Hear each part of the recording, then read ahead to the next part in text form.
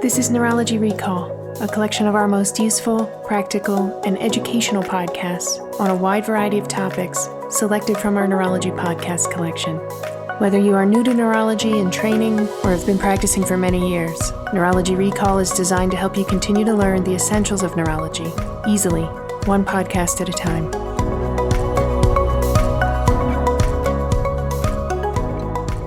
Hi, everyone. It's Jeff Ratliff, Deputy Editor of the podcast, with the introduction for the May 2023 Neurology Recall. This month, we'll be diving back into some episodes over the past year on the topic of multiple sclerosis. We covered topics across the realm of MS, from risk factors to disease biomarkers to emerging treatments. In the first interview, Justin Abutamarco discussed the cost burden of MS with Bruce Bebo from the May 2nd, 2022 episode of the podcast. In the next discussion, you'll hear Justin again, this time discussing retinal and cortical atrophy in MS with Christian Cordano from the October 17, 2022 episode. In the third interview, you'll hear Shuvro Roy talk about the relationship between Epstein-Barr virus infection and the development of multiple sclerosis with Alberto Ascherio from the March 10, 2022 episode of the podcast. For interview number 4, you'll hear Justin Abutamarco again, this time with Tyler Ticomb, about efficacy of diet on fatigue and quality of life in patients with MS, that aired on the December 26, 2022 episode. And to finish the May Neurology Recall, you'll hear Shuvro Roy discuss hematopoietic stem cell therapy for secondary progressive multiple sclerosis with Matilde Inglese from the March 13, 2023 episode. Thanks as always for listening to this month's Neurology Recall, and we'll see you next month. I'm Jose Merino, Editor-in-Chief of the Neurology family of journals: Neurology, Neurology Genetics, Neurology Neuroimmunology and Neuroinflammation, Neurology Clinical Practice, and Neurology Education. I hope you enjoyed today's episode. Thanks for listening, and have a great week. This is Justin Abutamarco from the Cleveland Clinic Mellon Center, here with Bruce Bebo to discuss his latest paper published in Neurology entitled The Economic Burden of Multiple Sclerosis in the U.S., Estimates of Direct and Indirect Costs. Bruce is the Executive Vice President of Research at the National MS Society, where he helps guide their research strategy to find a cure for multiple sclerosis, while also empowering our patients with knowledge and information about the disease. We've spent a lot of time discussing the tremendous economic impact of MS on the podcast. On March 3rd, 2022, Antonio Chacha outlined the inflated drug pricing and poor uptake of generic disease-modifying therapies. He specifically highlighted challenges around the generic Tecfidera coverage, despite it being heavily discounted from the brand's list price. On February 14th, 2022, Daniel Hartung showed the downstream effects of the restrictive DMT policies, including increased healthcare utilization and medical costs for patients, illustrating the unintended consequences with these short-term policies. And I think MS serves as this important case study for the entire field of neurology to address financial toxicity, and has even prompted an AAN position statement on the ethical concerns around high drug costs, including its contribution to physician burnout, along with limiting patient access to treatment. This was discussed on the podcast with Amy So on October 4th, 2021. So with that background, we're going to step off the soapbox and welcome Bruce to the podcast. Good to be with you, Justin. Bruce, why don't we jump right in? What was the major takeaway from your work? So we determined that the annual incremental expense in 2019, and what I mean by incremental is the excess expense compared to a matched healthy cohort. So the incremental expense for MS in 2019 for an individual living with MS is close to $90,000 per year. And the estimated annual incremental expense in aggregate for MS, so for everyone with MS in the United States, was over $85 billion. And so really, I'd say the take-home message is that in addition to the tremendous impact that MS can have on a person's quality of life, it can also have a devastating financial impact, not just for the person living with MS, but also for their loved ones too, and more broadly on the healthcare ecosystem. Yeah, those numbers are they're huge. They're almost hard to get your head around. Mm-hmm. How did you and your group try to capture this kind of economic burden that our MS patients face? So we used a prevalence-based approach. So what this really involves is determining the per capita cost of MS. Then we used the most recent estimate of the prevalence of MS to derive the total economic burden of this disease. So the total expense includes both direct medical expenses and indirect medical and non-medical expenses. So for the direct medical expense of MS, this was determined from claims data, and we use both public and private insurance databases for this. And important to note, again, that what we're reporting is the excess expense of MS compared to a matched cohort of healthy individuals from the same database. And then other kinds of expenses we calculated included future earnings loss, so loss due to premature death attributable to MS. That was determined using CDC mortality data and Medicare claims data. And then the non-medical costs associated both for the patient and their caregivers, things like lost labor market productivity, and other kinds of intangible costs. Those were estimated from a survey of almost 1,000 individuals and family members and caregivers affected by MS.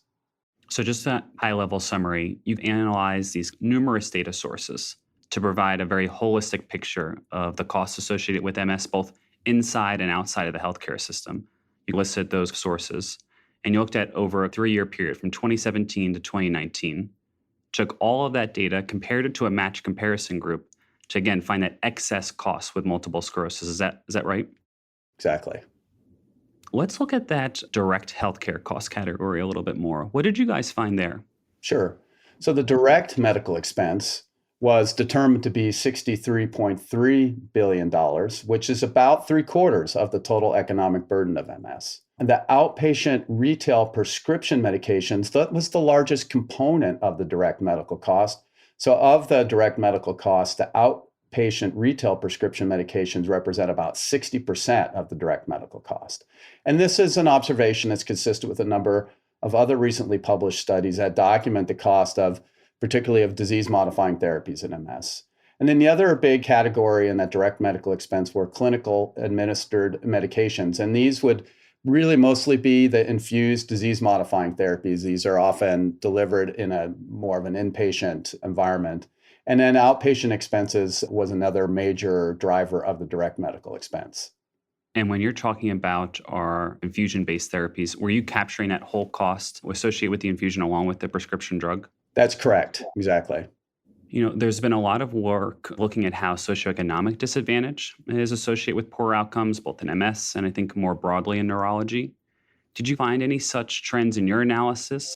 So that's, of course, it's a very important question. And from the data that we had available, we were able to determine differences in the economic impact depending on age and on sex and on insurance coverage. So for example, the per person cost of MS for individuals over 65 was a little bit higher than those for under 65. And men had a slightly higher per person cost than women did. However, the data on race and ethnicity and socioeconomic status, these aren't really consistently reported in the databases and the administrative data that's used to determine that estimate.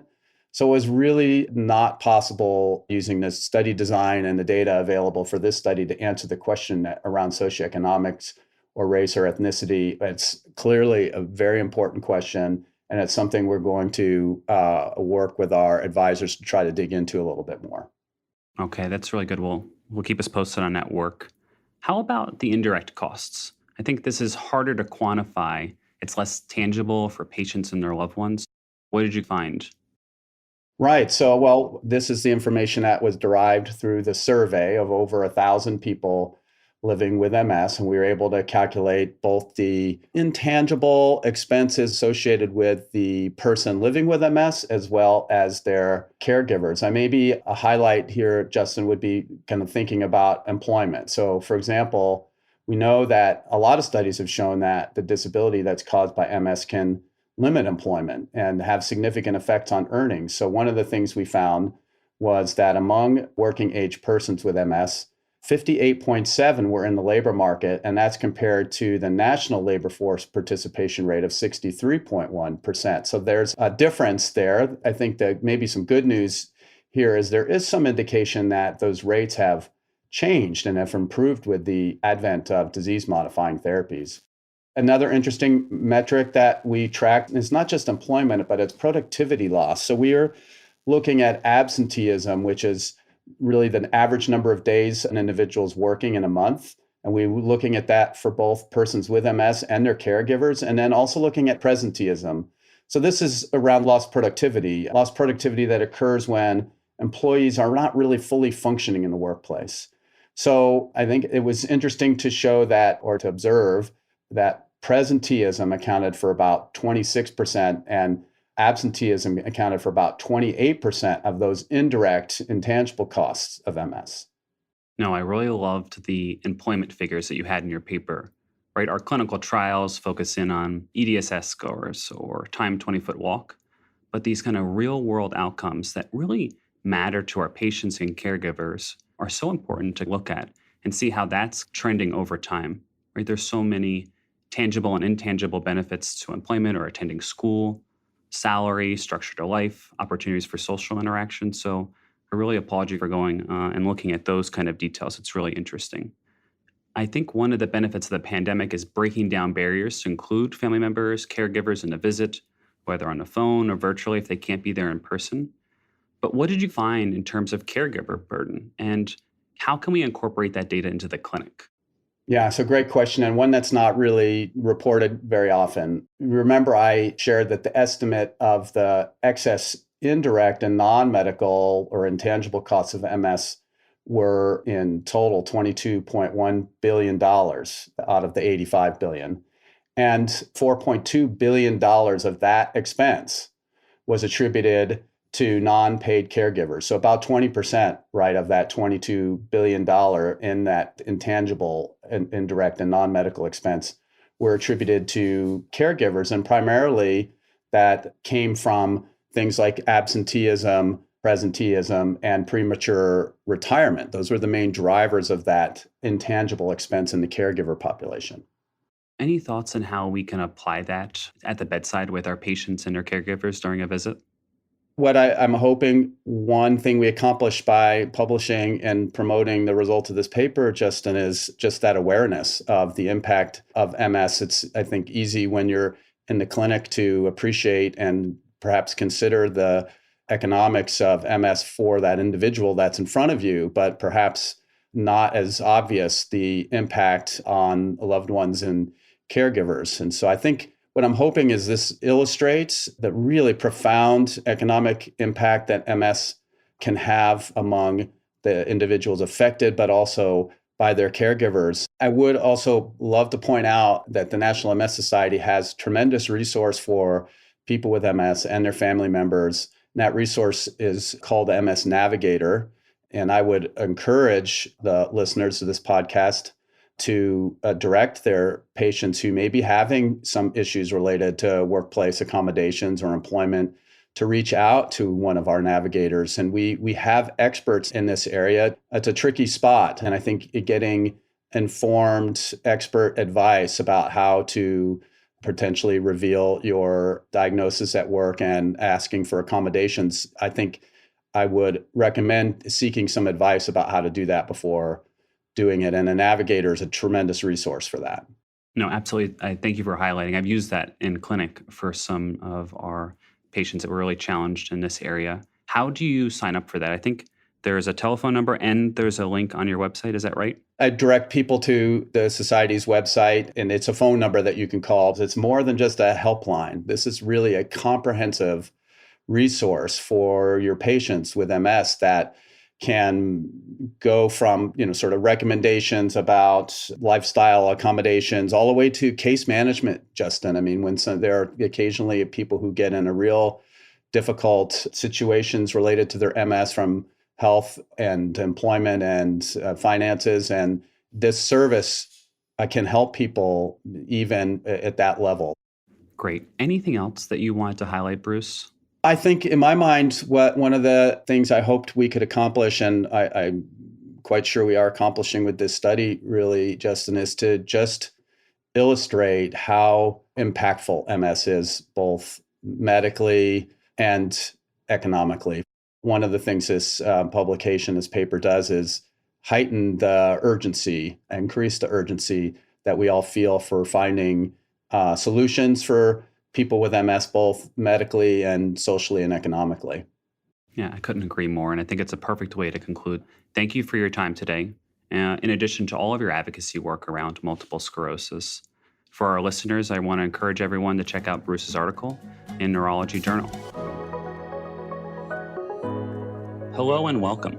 This is Justin Abuttamarco from the Cleveland Clinic, here with Christian Cordano to discuss his recent article in Neurology titled Differences in Age-Related Retinal and Cortical Atrophy Rates in Multiple Sclerosis. Christian is an associate researcher at the University of California, San Francisco, and we are excited to welcome to the podcast. Hello. Hi, Justin. Happy to be here with you today. Maybe we could take a quick step back and just talk about the traditional landscape of multiple sclerosis. I think we're all taught in school that there are these two distinct processes going on, right? There's this early inflammatory disease, mainly dictated by clinical relapses or new MRI activity. And then we have this very distinct secondary process of neurodegeneration, which usually we think of happening later in disease, and it's ascribed to this progressive phenotype that we see. We've had some recent literature suggesting that these neurodegenerative changes happen a little earlier, but maybe you could talk about what your group was hoping to accomplish with your work in helping to answer some of these questions. We started working on this because we were inspired by the fact that even if we all recognize that in MS, the underlying biological basis of disability is neuraxonal loss, the timing of this loss is unclear. As you can imagine, understanding this timing is crucial for developing strategies to prevent it. If we want patients to avoid becoming disabled, the question is, when do we intervene and how? The common concepts of the timing of neuraxonal loss have often conceptualized that it occurs at the time of or after transition to progressive disease.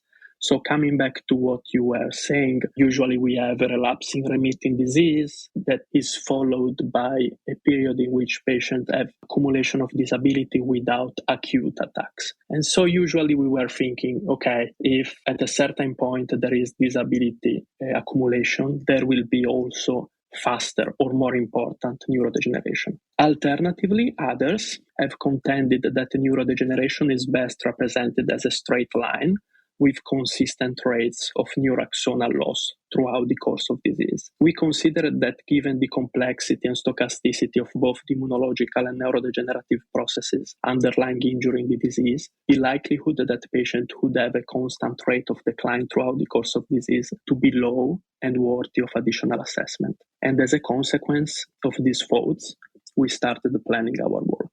And your study was really impressive. So you and your group looked at this very large real-world cohort of MS patients and analyzed their OCT and MRI outcomes over a long period of time. I think you had 5 years of OCT data and over 10 years of MRI data. So what was your major takeaway from this work? I would say that the major takeaway from our work is that we found a faster rate of atrophy in the youngest MS patients, a rate that actually slows with age. This suggests that neurodegeneration in MS attenuates with age, possibly due to a progressive reduction of inflammatory activity, meaning that neurodegeneration is directly tied to early inflammatory activity. From our results, we can say with some confidence that age is a critical consideration in the design of clinical trials using atrophy in OCT and cortical MRI as outcome measures. The rate of decline is fastest earlier in the course of disease and may allow for most efficient detection early in the course of disease. We have shown that the rate of tissue loss on OCT and MRI appear different with retinal degeneration most quickly earlier in the course of disease. However, the rate of cortical atrophy does not appear to stabilize. Maybe you could help give us some background on why you guys employed both MRI and OCT to look at this question. A brief overview on how OCT works and why it's become so prominent in the neuroimmunology space would be also really helpful. Regarding the OCT, optical coherence tomography is a medical imaging technology that uses a low coherence infrared light source and an interferometer to obtain cross-sectional images of biological tissues with extremely high axial resolution, even less than 1 micron. It's basically the same concept of ultrasounds, but uses light instead of sound. The OCT is also extremely safe for our patients, fast to execute, reliable, and way less expensive than MRI.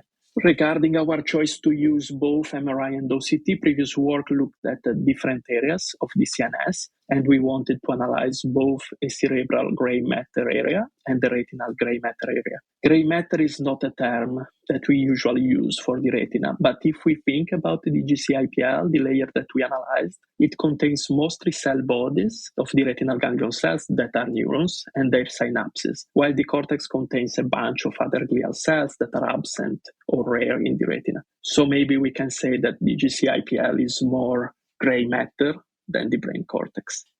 This OCT has really revolutionized the field. This very cost-effective tool, like you mentioned, easy to employ and gives us a window into the brain. And again, your group was able to find that the OCT and cortical gray matter atrophy rates were fastest in the youngest patients, slowed with age, which is counterintuitive to how we think of the classic phenotype. Is that correct? Yeah, that is correct. If you think about the problem, there is a clear explanation, because in the first phase of disease, we find our patient with new episodes of inflammation, but also lesions, of course, provoke axonal loss.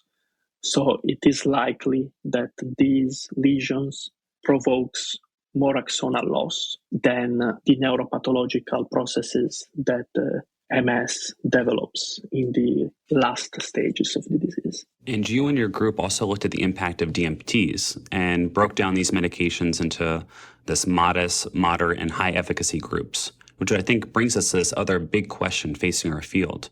Should we be using this escalation approach versus starting a high efficacy DMT from the beginning for MS patients? How does your study help inform that discussion? I would say that our results seem to suggest that it is better to start with an high efficacy DMT. If neurodegeneration is faster earlier, due to the impact of the adaptive autoimmune activation, we should try to reduce or stop even inflammation as soon as possible. And I think there's been this movement in the field of starting with these high efficacy medications, and your group adds to that understanding. Could you talk about why we're seeing this progressive phenotype in our patients clinically later on, but we're seeing these neurodegenerative processes earlier? Why do we see that distinct difference?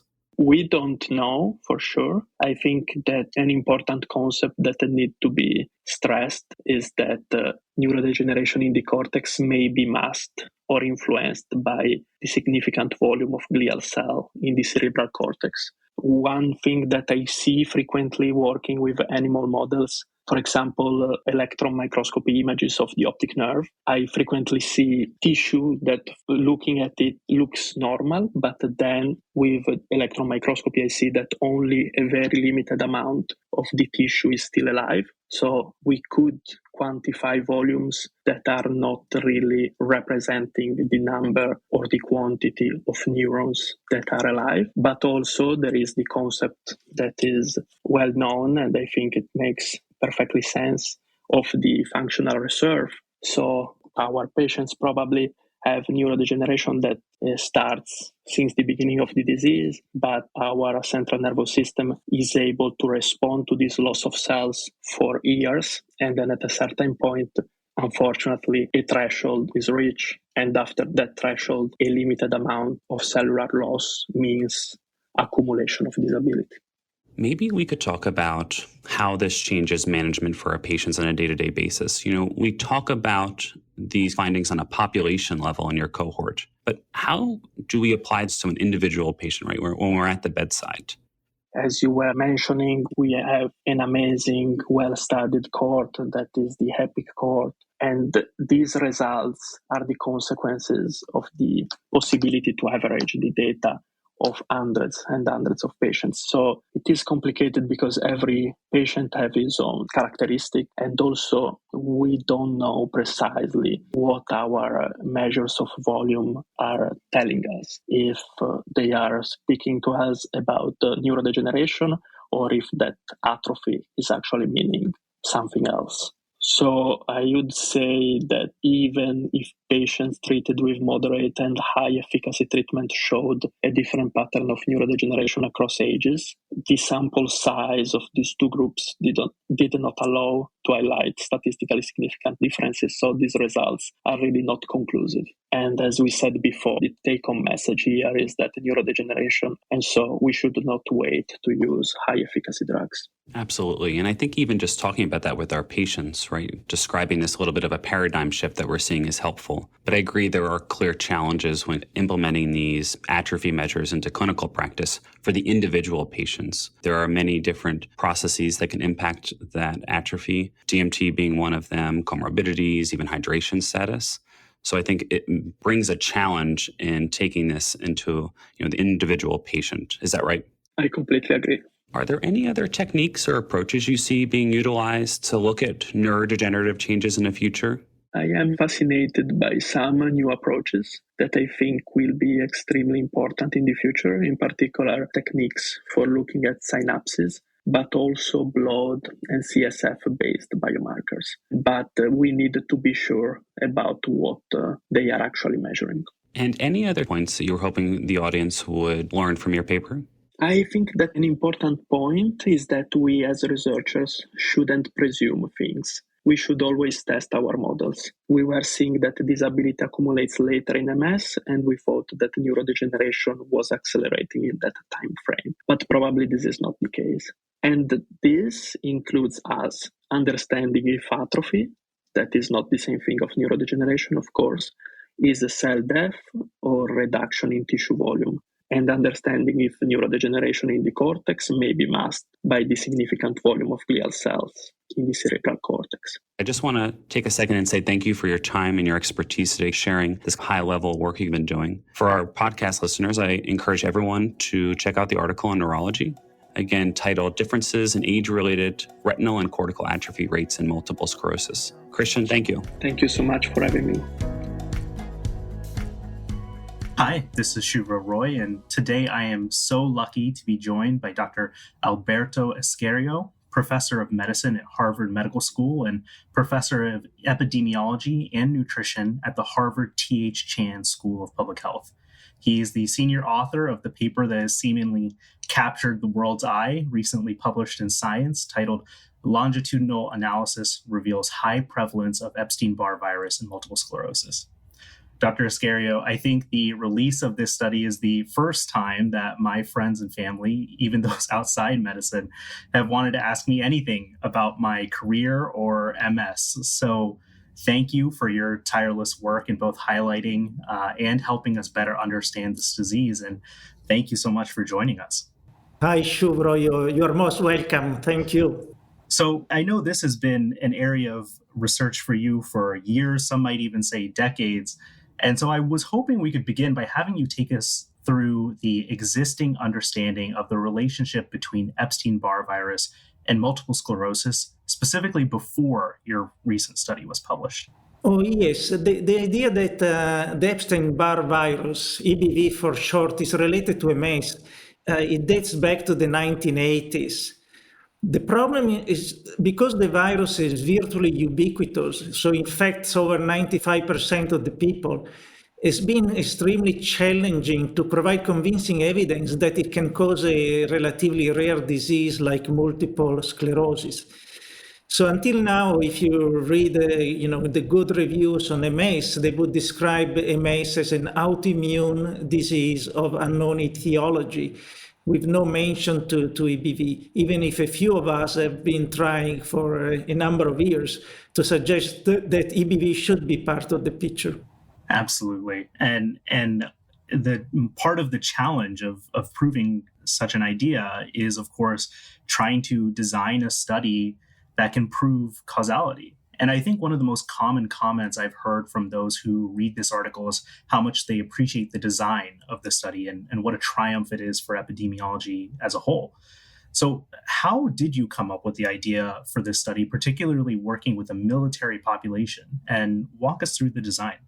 Well, conceptually, the study is very simple. We needed a very large population of individuals who were not infected with EBV, and to follow them over time to determine the temporal relationship between EBV infection and onset of MS.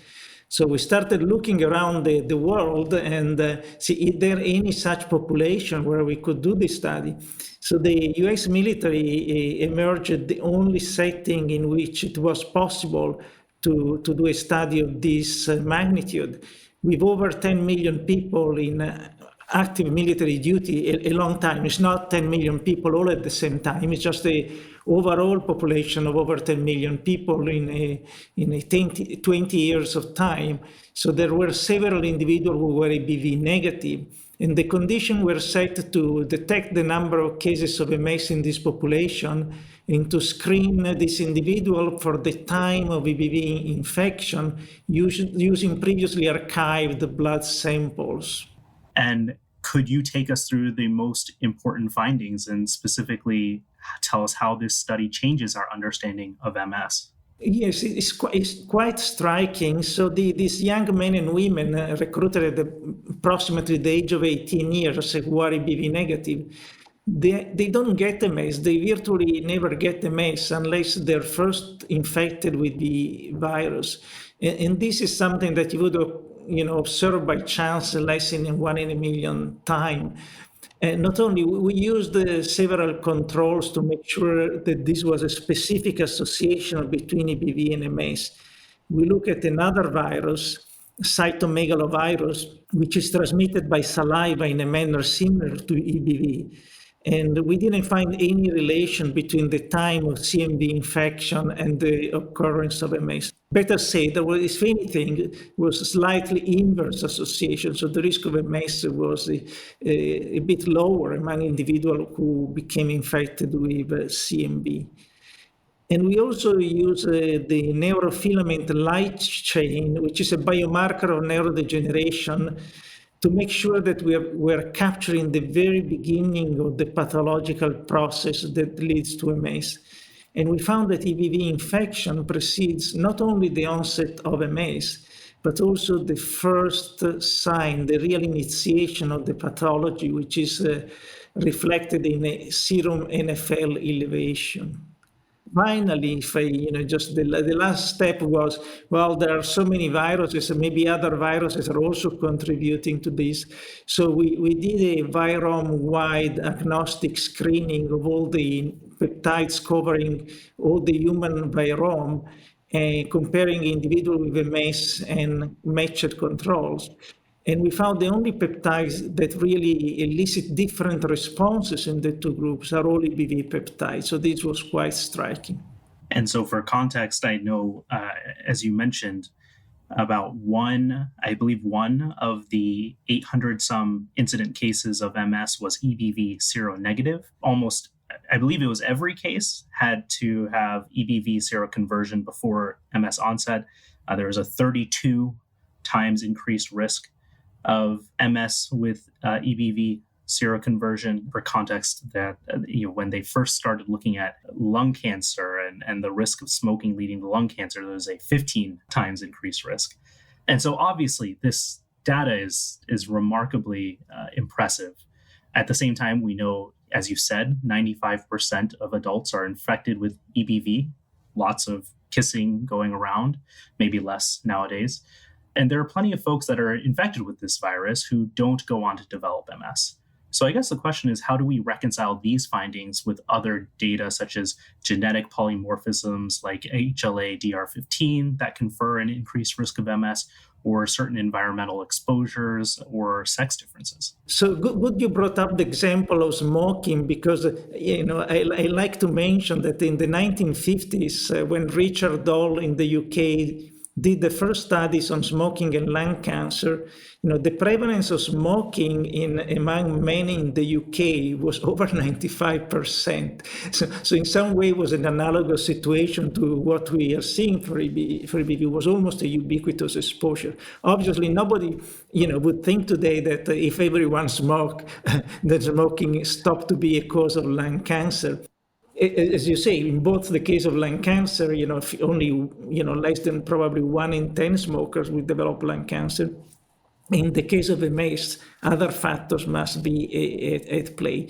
And we ourselves have investigated the causes of MS for a long time. And there is genetic susceptibility that you mentioned, HLA-DR15 increased the risk by 2 or 3-fold. Vitamin D insufficiency, as we found in this very same population, doubled the risk of getting MS. Cigarette smoking is a risk factor, and childhood obesity also increased the risk by 40-50%. What makes EBV stand out is the over 30-fold increased risk. So it's an order of magnitude stronger than anything else. So if we could prevent EBV infection, conceivably we would prevent the large majority, if not all, the cases of MS. But since we cannot right now, then it makes sense, as you suggest, to focus on which other factors are playing a role. Absolutely. Almost like a cascade of dominoes, or the Swiss cheese model, where if you block the right hole, you prevent the onset of the disease, or if you remove the right domino, in this case, Epstein-Barr virus, you prevent the cascade of events that leads to multiple sclerosis. We have a lot of clinicians who listen to this podcast, and I'm sure many of them are counseling patients with MS who have seen the results of this study and want to know more. What would you say to MS patients about what they should know about this work? Well, first of all, I think, for a MS patient who have family member or children at risk of MS, I think it's important to reassure everyone that even if they are EBV positive or had mononucleosis, the risk of developing MS remain very, very small, so probably less than 1 in 100. And in terms of the possible individual who have MS, also we should make it clear that we do not have an antiviral at this time that has been proven to be effective against EBV.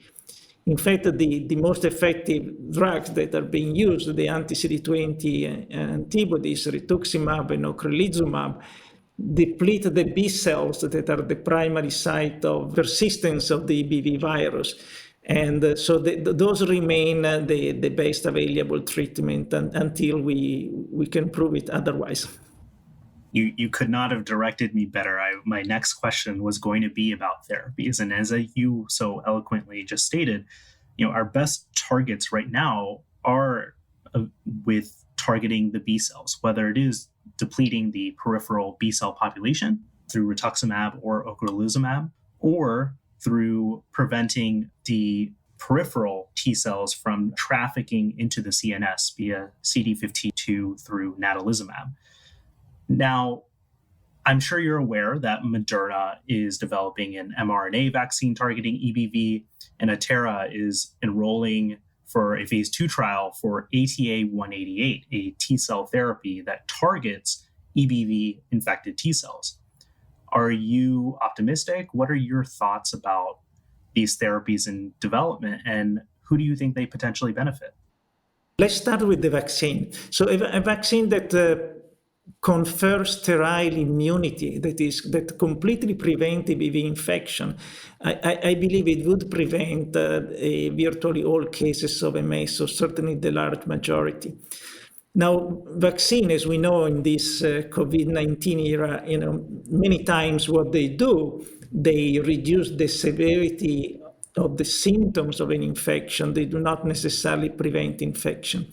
So a vaccine that would reduce the host response to EBV infection could still reduce the risk of MS, but obviously there is a lot of uncertainty because it depends how the vaccine works, and it will also depend on the mechanism by which EBV affect the causes MS, which there is a lot of uncertainty still today.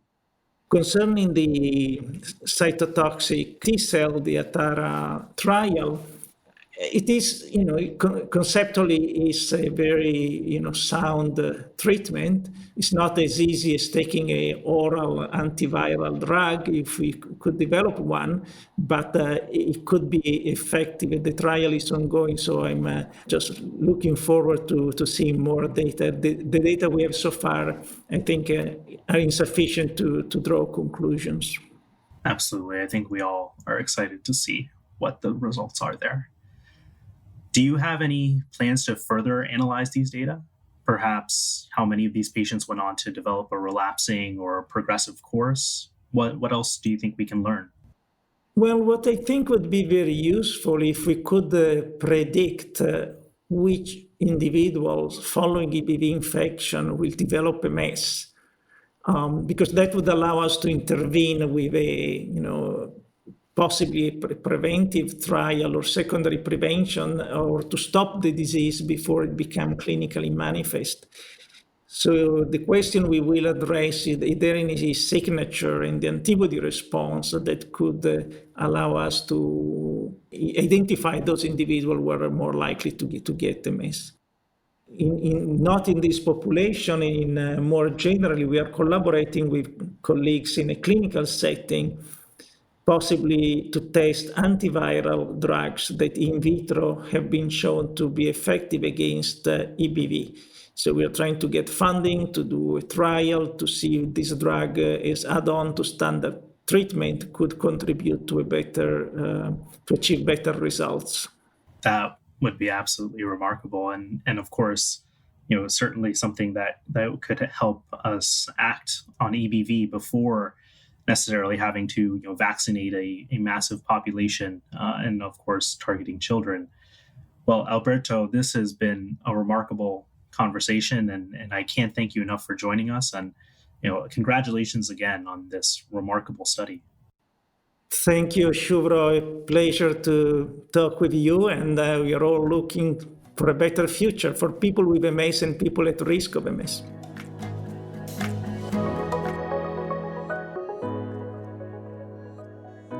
Hello and welcome.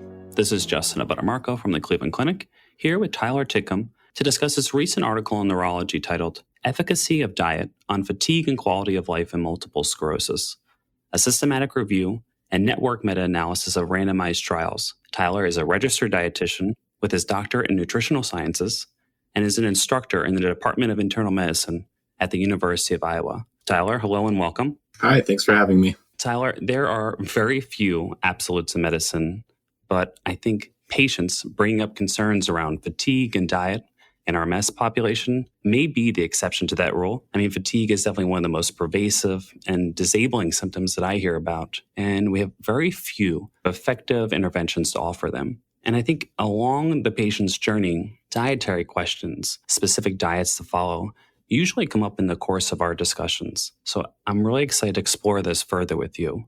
So maybe with that background, can you tell us what was the major finding from your work? The study found that 3 different dietary interventions, the Paleolithic, Mediterranean, and low-fat diets, led to favorable improvements or reductions in perceived fatigue. And 2 of those diets, the Paleolithic and Mediterranean, also caused significant improvements in physical and mental quality of life. However, these findings need to be interpreted with caution because this is a relatively new field. There's only 12 trials that met eligibility criteria, the oldest of which was from 2016. And these preliminary trials that were included had several methodological issues and small sample sizes and different forms of bias, which led to the credibility of this evidence overall being considered very low by the Nutrigrade tool. It was really shocking to see that these studies were rather recent, right? 2016 is the oldest study. We've been talking about this for such a long time, and I think it shows the need for kind of further high-quality research in this area. Maybe we could talk a little bit more about the diets themselves. I'm not sure everyone is familiar with them. How do they differ from maybe other traditional diets, such as a calorie-restricted diet? What I can tell you is when I look at the findings from this study through my dietitian lens, I see that 3 food-based diets, so the Paleolithic, Mediterranean, and low-fat. For those of your listeners who are interested in this, the category of low-fat diet in this study is comprised of the Swank and McDougall diets.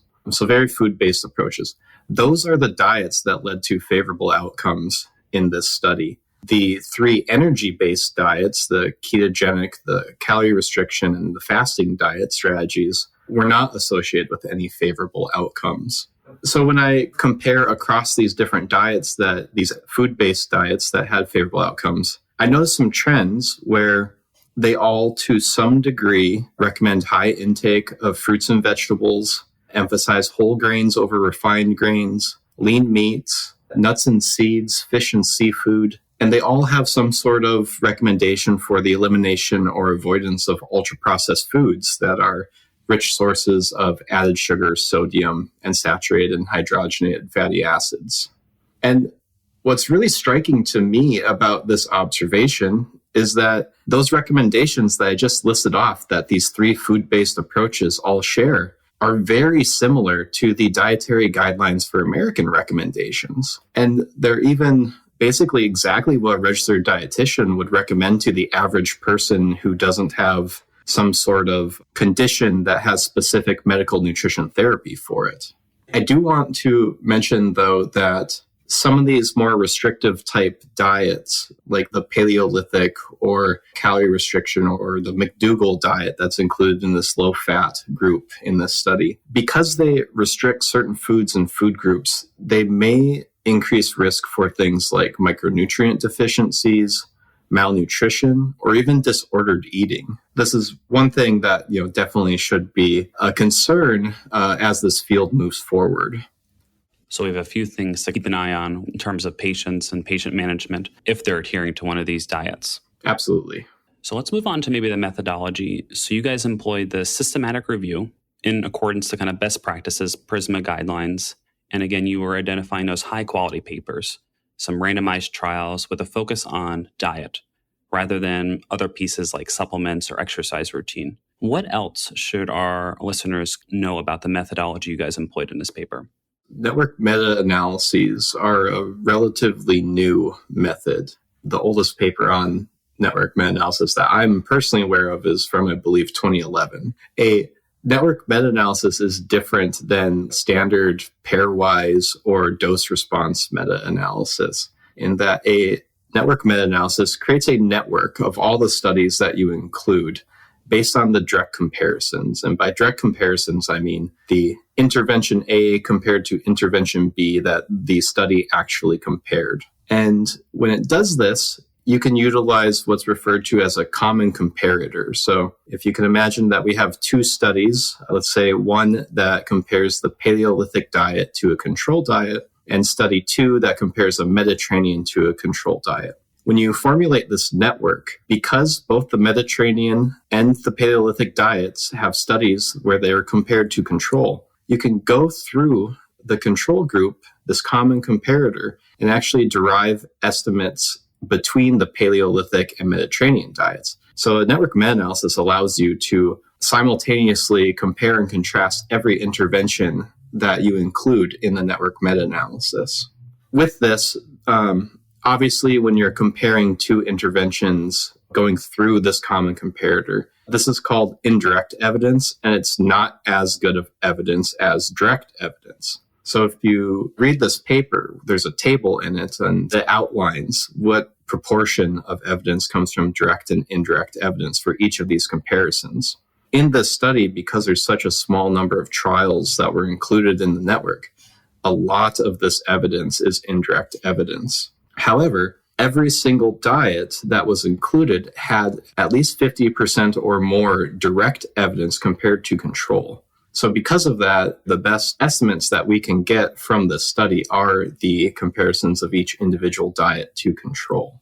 Typically, a network meta-analysis is used in a field that has a plethora of studies, and it's used to really try to determine which of these well-established treatments is the best overall. And because dietary interventions in multiple sclerosis is a relatively new field, this NMA is not that type of study. And what our goal was in using this methodology was to help define and focus this field and where it should go. I think we did a really good job of doing that, actually. I was talking about these food-based dietary interventions compared to the energy ones. That's quite a striking finding from the study.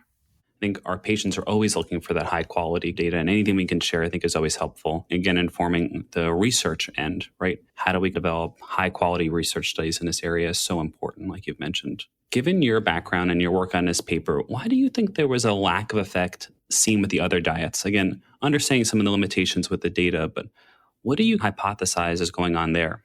Compliance to these diets may definitely be a factor. As you can probably imagine, adhering to a 70% caloric restriction diet for a long period of time is probably pretty difficult. However, in that regard, I'm just speculating because that diet compliance was not involved in this study at all. And I think that it's quite possible that actually the limitations of the study could explain some of these discrepancies. So some of those other diets, like caloric restriction is a great example. There was only one study that used a caloric restricted diet, and it had a sample size of less than 20. Different things like that may possibly explain. We just didn't have the power to make some of these estimates. I want to reiterate that the striking observation in my mind that these food-based approaches are the diets that had favorable outcomes. So in a roundabout way to answer your question, I think the composition of the diet is actually the key factor here. So all of these diets that had favorable outcomes are recommending things that are rather similar to dietary guidelines for Americans. They're recommending high-quality diets full of fruits and vegetables and the avoidance or elimination of ultra-processed foods. I don't think that there is like one definitive mechanism by which these diets are leading to these outcomes, but I definitely think it's this overall diet quality aspect of it. And you mentioned this in the beginning, right? Compliance or sustainable change is such a challenge, right? Particularly in the MS space, given patients' disability in terms of vision, cognition, motor function. Do you have any helpful points that we can employ to help our patients when making these changes to make them long-lasting and sustainable? Adhering to a diet long-term is challenging for anyone, let alone a person who may have physical or cognitive disabilities. One of the key facilitators that comes up in each of these studies is that support from family, friends, healthcare providers, and even study staff is really one of the key aspects to promote dietary adherence. And what's troubling to me is that confusion as to where to find credible dietary advice is actually reported as one of the primary barriers to implementing a healthy diet.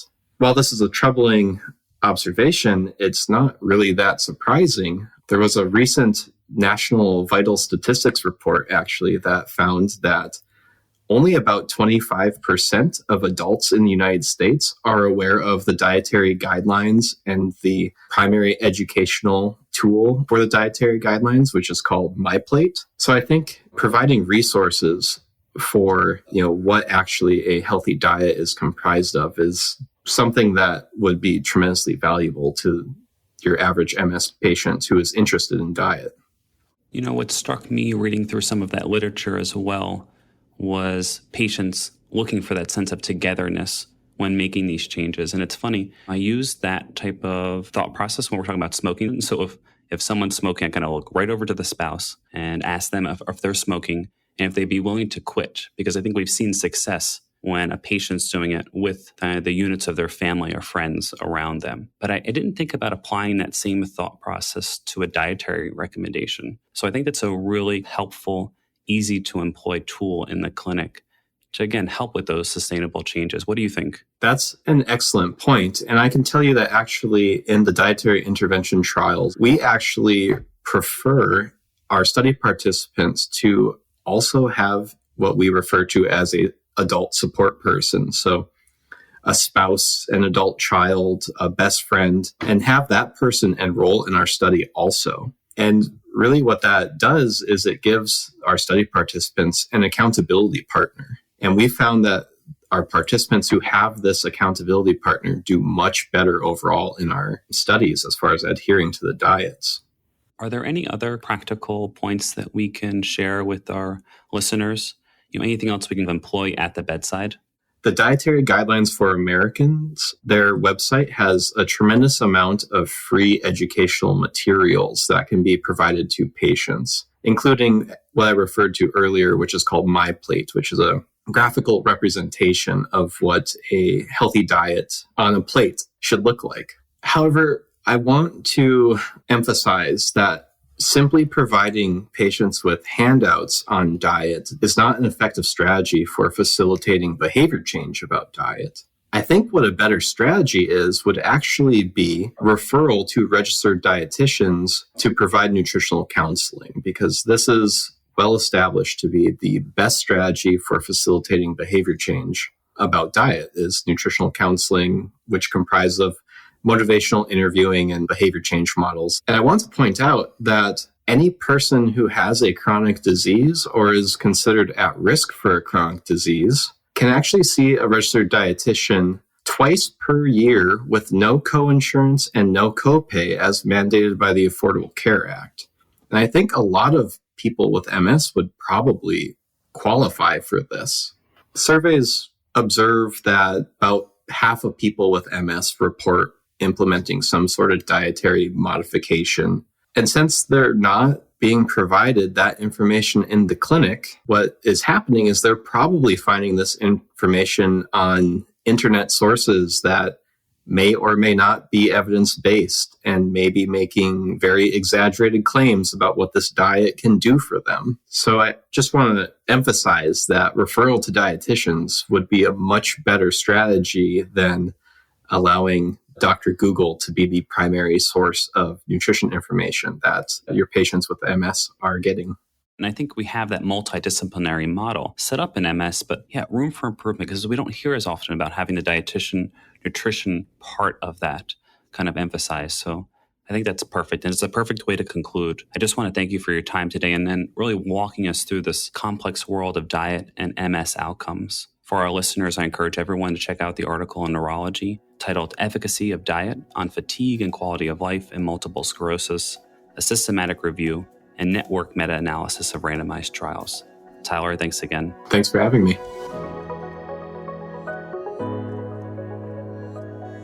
Hi, this is Shuvra Roy from Johns Hopkins University with today's Neurology podcast. Today, we're fortunate enough to be joined by Matilde Inglese from the University of Genoa to talk about a topic that's actually a blind spot for most clinicians, which is the use of stem cell transplantation in multiple sclerosis.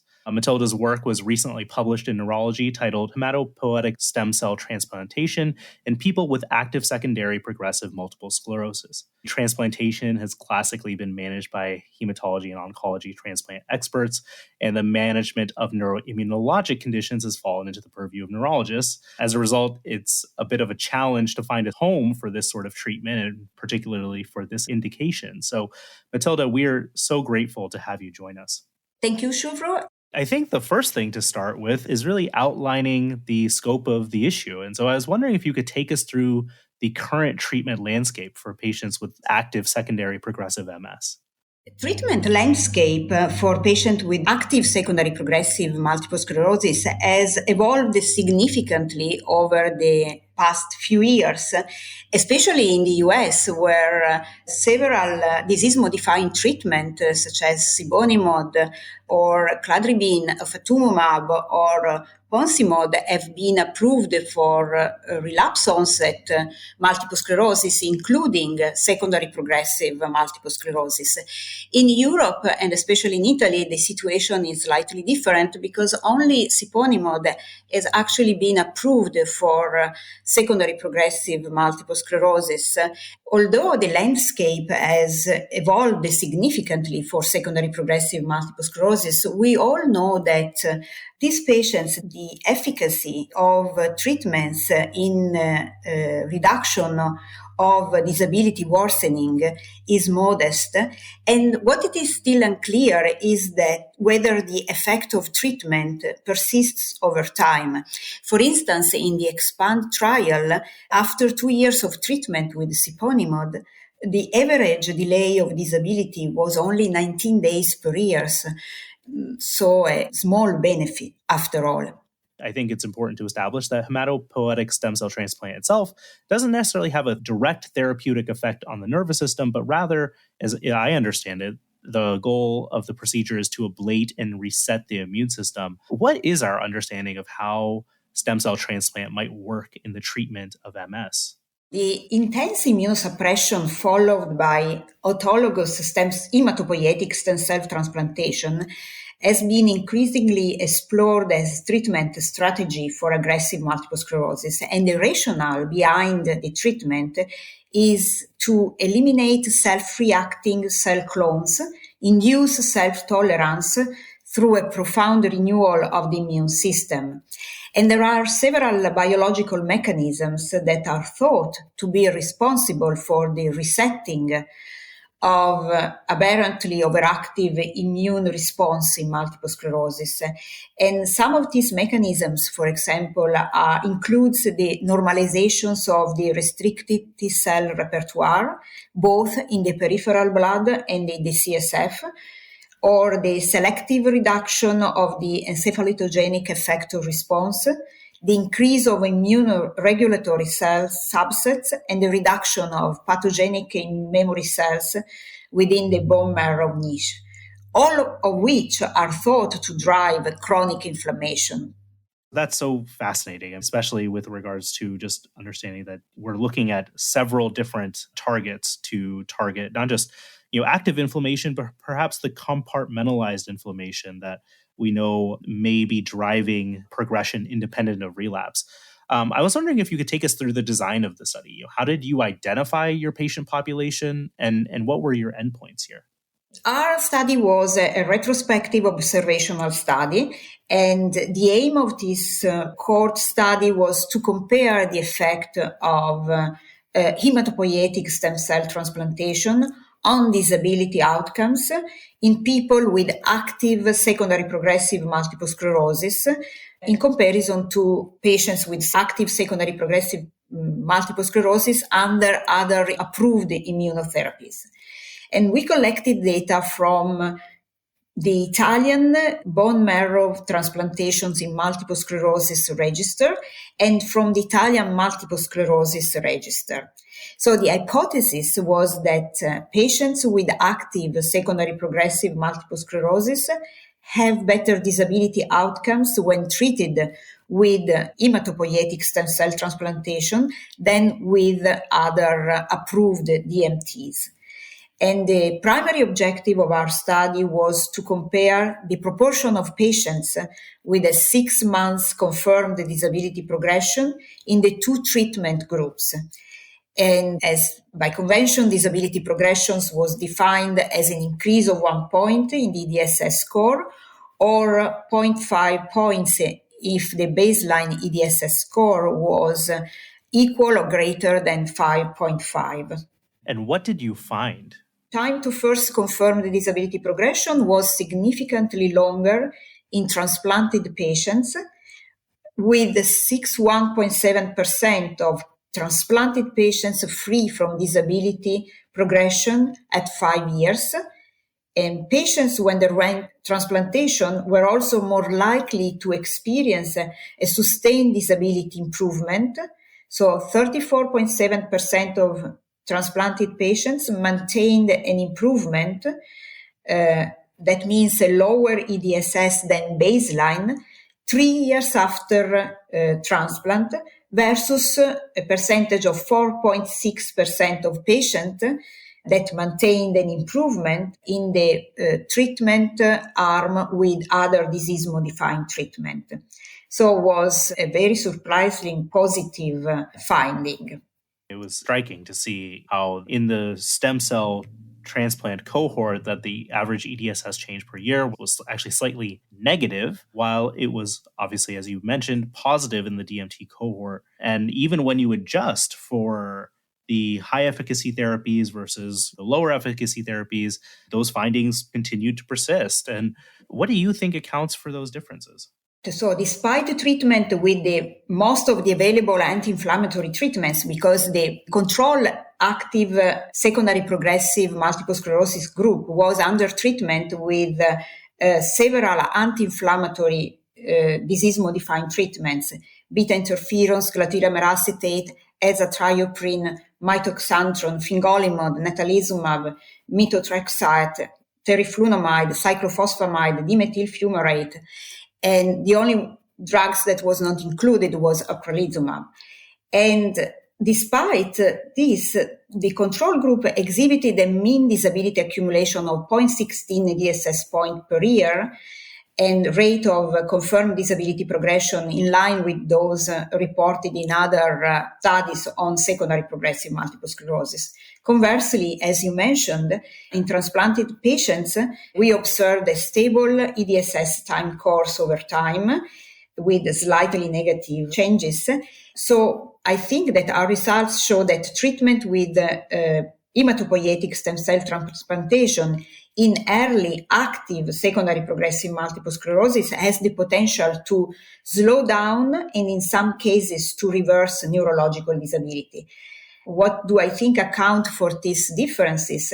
I can only speculate on this. And so what we think is that although the mechanisms underlying CNS repair are not completely understood, it is well known that one of the biggest challenges for recovery is the presence of a chronic inflamed microenvironment that impairs remyelinations and neuronal plasticity, which this chronic inflammatory microenvironment could be potentially targeted by the CNS penetrant chemotherapy that is used during hematopoietic stem cell transplantation. I think that's a really valuable point. This idea of this chronically inflamed, compartmentalized inflammation that unfortunately most of our drugs cannot reach is really, I think, the next target in how do we manage patients with MS and particularly those with progressive disease. It seems that this is an excellent treatment modality for patients with early disease and early active secondary progressive disease. And I can't help but think about some of the signals that we've seen, even in primary progressive disease, where we've seen that the benefit of ocrelizumab doesn't seem to be as clear for patients who are, say, older than 55. I guess in this case, do you think there are any patients with secondary progressive disease who might not be a good candidate for hematopoietic stem cell transplantation, whether it is older patients or patients who have more progressive disease? Who are the best candidates in your mind? We have previously reported that superimposed relapses and inflammatory activity at baseline MRI are favorable predictors of a better outcome after hematopoietic stem cell transplantation in MS patients in general, in patients with secondary progressive MS specifically. So younger age and shorter disease duration at transplant are other well-known favorable predictors of better outcome after transplantation. Therefore, the best candidates for hematopoietic stem cell transplantation are young patients with early active secondary progressive multiple sclerosis. So it is important to note that the results of this study might not be applicable to older patients with secondary progressive multiple sclerosis without signs of inflammatory disease activity, either superimposed clinical relapses or MRI activity.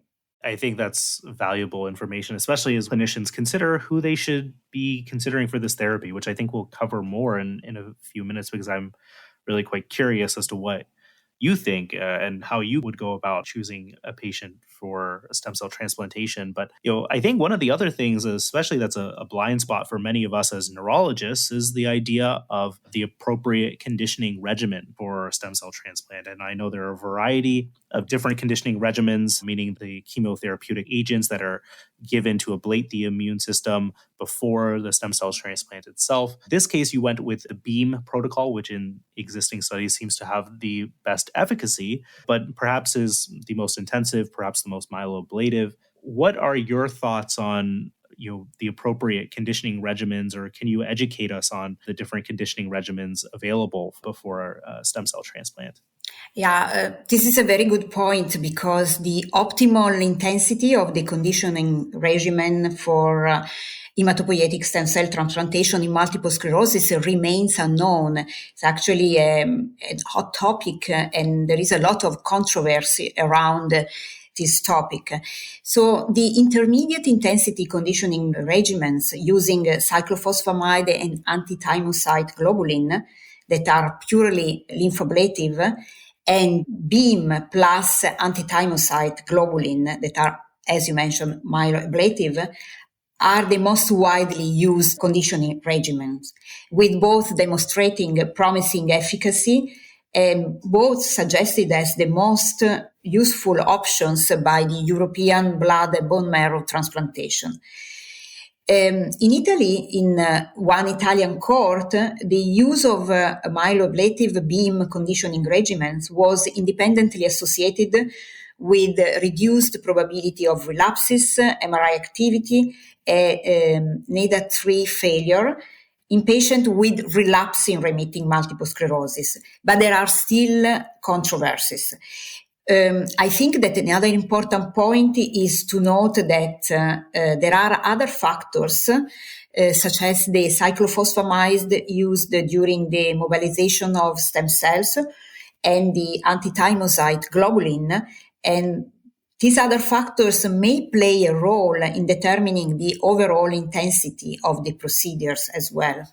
I thought it was interesting that you were able to conduct this study, even with obviously retrospectively, without MRI data available in some patients. And so the reason I'm interested in that is it's obviously a data point that we use quite frequently in the evaluation of patients and particularly their disease modifying therapies and when to change therapies or escalate therapies. But I was really curious if you could take us through your approach for choosing a patient for hematopoietic stem cell transplantation. Would you base it on their disease activity? Do you base it on clinical relapses, MRI activity, the failure of a prior DMT? How do you decide to go down this route? It is important to make clear that all the transplanted patients included in the studies were treated according to the European Group for Blood and Bone Marrow Transplantations guidelines. So following the decision of the treating physician and the approval of the local ethical committee. The MRI was performed in all transplanted patients because it's very important to judge the severity and the disease activity. So it was performed in all transplanted patients for screening before the procedures and during the follow-up. But for few of them, I think 6, if I remember correctly, the official MRI reports at baseline was not available at the time of the retrospective data collection performed in this study. But the ideal candidate for the hematopoietic stem cell transplantation has been recently described by the European Bone Marrow Transplantation Group. And, for example, the ideal candidate in patients with relapsing remitting multiple sclerosis are patients with at least 2 clinical relapses in the previous year or 1 clinical relapse with concomitant MRI activity under highly effective, high efficacy disease-modifying treatment with an EDSS equal or less than 5.5 and disease duration less than 10 years. This is for relapsing remitting patients. Ideal candidate within the secondary progressive MS group are patients with the clinical progression in the last 12 months, only when inflammatory activity is still evident, either as superimposed the clinical relapses or as MRI activity.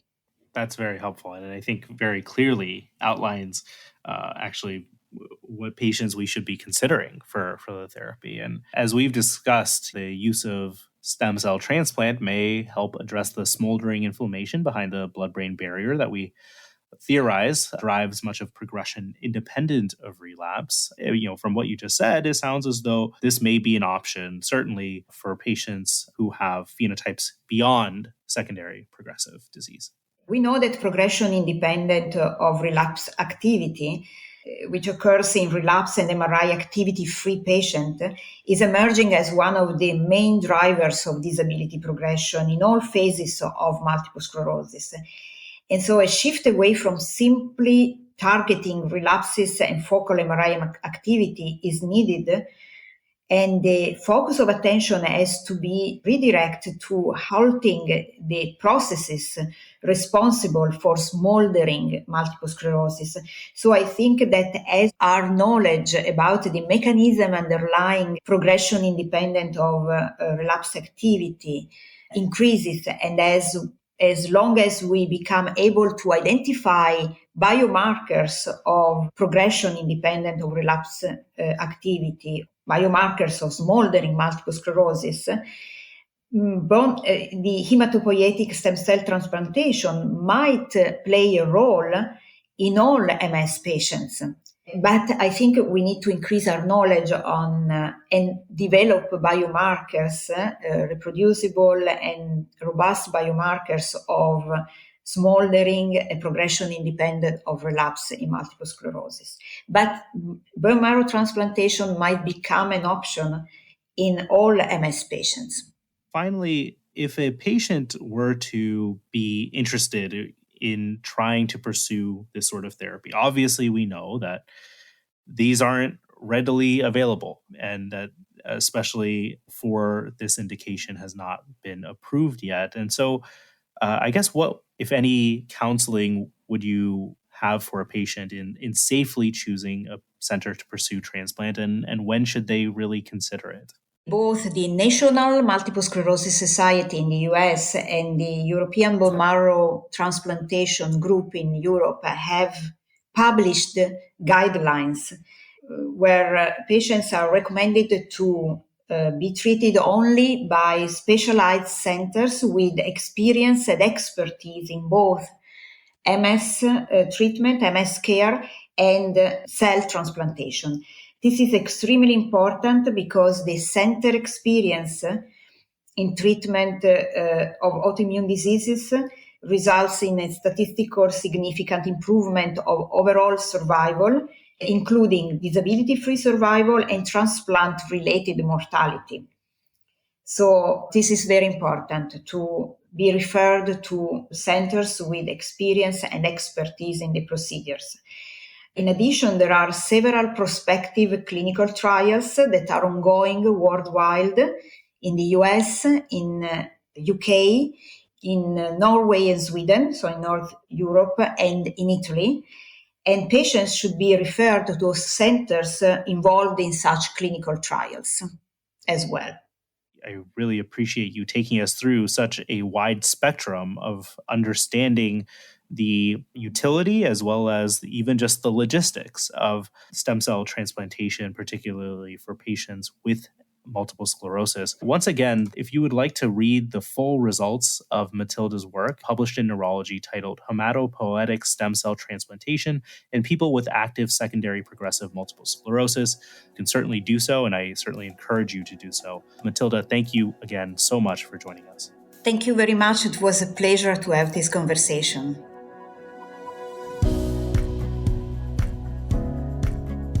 This is Stacey Clardy, your podcast editor.